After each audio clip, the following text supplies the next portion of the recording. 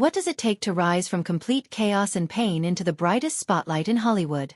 How does someone survive more than 30 moves before turning 14, face abandonment, trauma, addiction, and still stand tall, graceful, and unapologetically honest? Demi Moore's story isn't just about fame or red carpets. It's about surviving things many would never talk about out loud, then daring to build a new life from all the broken pieces. Her life has been anything but ordinary, shaped by pain early on and transformed by relentless resilience. It started in Roswell, New Mexico, where she was born on November 11, 1962, to a mother barely holding things together and a father who walked away before she even entered the world. Chaos was her normal. By the time she was a teenager, she had lived in over 30 different homes. At just 12 years old, she found herself in a horrifying situation no child should face, racing to save her mother from suicide. That moment changed everything. It wasn't just about survival anymore. It was about growing up fast, far too fast.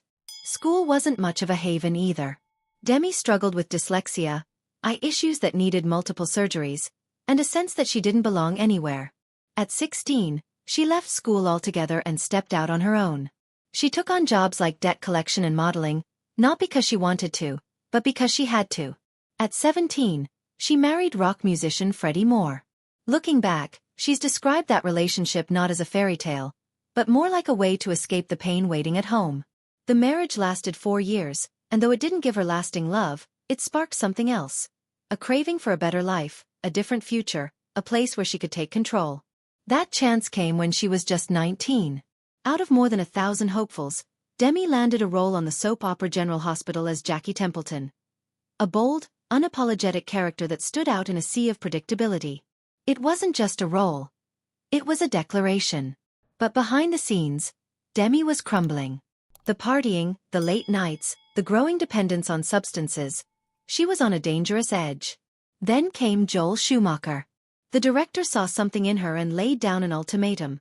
Get sober or lose the part in St. Elmo's Fire. Demi chose to fight. With support from the studio, she got clean and showed up ready. That film didn't just put her in theaters. It placed her squarely in the heart of Hollywood's rising stars. People started calling them the Brat Pack, a label she didn't exactly embrace, but it didn't matter. Demi Moore had arrived. What followed was the kind of stardom few actors ever experience. Her performance in About Last Night caught attention, but it was Ghost that changed everything. The film dominated the box office in 1990 and left an unforgettable cultural mark. That iconic scene with Patrick Swayze at the pottery wheel? It wasn't just romantic. It became legend. Demi's portrayal of Molly Jensen earned her a Golden Globe nomination, and suddenly, she was more than just a rising actress. She was the actress everyone wanted to watch. And as Ghost climbed the charts, so did her husband Bruce Willis's Die Hard 2, making them Hollywood's reigning power couple. No other married duo had ever topped the box office in the same year. They were unstoppable, or so it seemed. As the roles kept coming, Demi continued pushing boundaries. Films like A Few Good Men and Indecent Proposal weren't just successful. They were provocative. She wasn't afraid to step into characters that made people uncomfortable, especially when it meant challenging how women's strength and sexuality were portrayed. Then came Striptease and G.I. Jane, movies that stirred even more controversy. In one, she played a confident, sensual woman on her own terms. In the other, she transformed into a soldier, shaved her head on camera, and smashed through traditional gender roles. These weren't safe choices. They were loud, bold, and real. But with the spotlight came pressure, scrutiny, and more personal struggles. Body image, addiction, and the burden of always having to be on began to take their toll. Even her most personal relationships were under the microscope. Her marriage to Bruce Willis, which began in 1987, seemed like a fairy tale at first. Together they had 3 daughters, Rumor, Scout, and Tallulah, and despite the demands of fame, they tried to create something stable.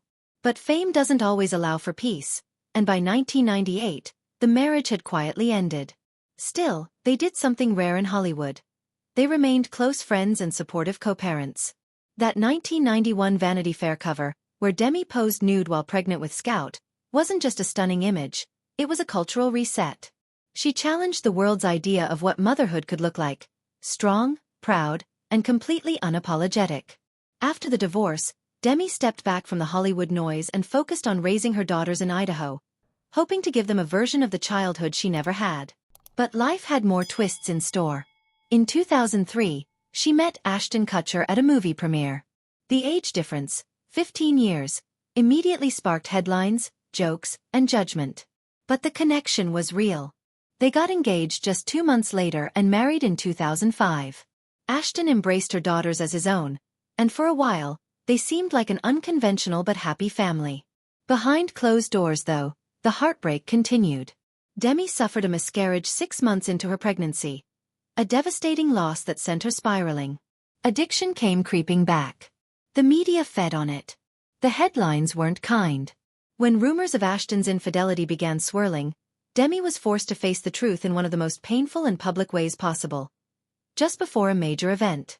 The betrayal hit her hard. Their split in 2011 and the long bitter divorce that followed marked one of the darkest chapters in her life. Her health deteriorated. She had seizures. Her relationship with her daughters collapsed.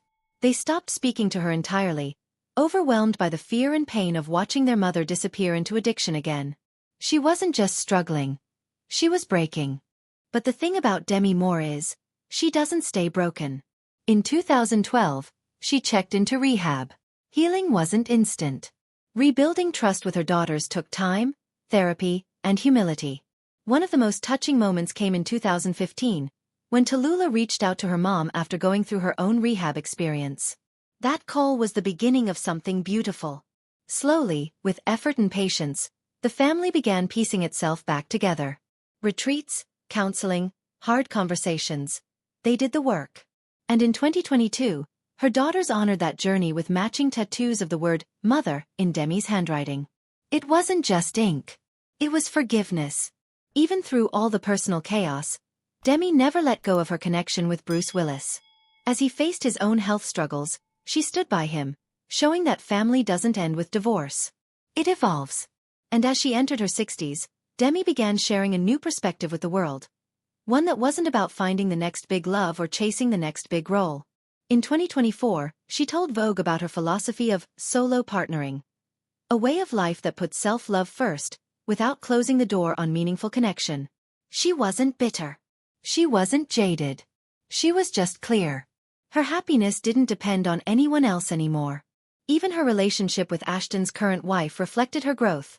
Friendly, respectful, and free of resentment. These days, Demi Moore's most consistent companion is her dog Poff, who's become something of a social media star himself. But more than the glamour or the headlines, what stands out about Demi now is her peace. She's still open to love, still creating, still showing up, but on her terms. She doesn't need saving. She doesn't need a comeback. Because the truth is, she never really left. Demi Moore's story isn't neat, and it definitely isn't simple. But it's powerful. It's the story of a woman who's been to the bottom and climbed back up. Not once, but many times. Who's shown us that even in the harshest glare of the spotlight, healing is possible. That strength isn't just about being tough. It's about being honest, vulnerable, and willing to begin again. If Demi's journey moved you or gave you something to think about, don't forget to like the video and subscribe to the channel. There's always more to the story, and you won't want to miss it.